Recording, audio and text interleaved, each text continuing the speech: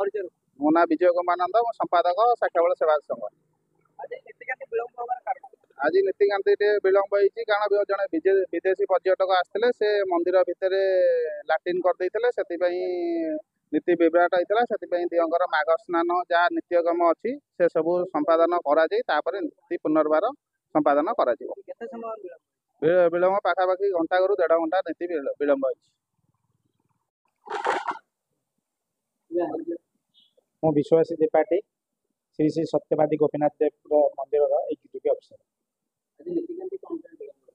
ନୀତିକାନ୍ତି ସୂର୍ଯ୍ୟପିଲା ଗଲା ପରେ ଜଣେ ଦର୍ଶନାବେଶୀ ଭକ୍ତ ଭିତରେ ମଳତ୍ୟାଗ କରିଦେଲେ, ତେଣୁ ସେଥିପାଇଁ ଟିକେ ନୀତିକାନ୍ତି ବନ୍ଦ ହେଇଛି। ମହାସ୍ନାନ ହବ, ହୋମ ଯଜ୍ଞ ପରେ ପୁନଃ କାର୍ଯ୍ୟ ଚାଲୁ ରହିବ।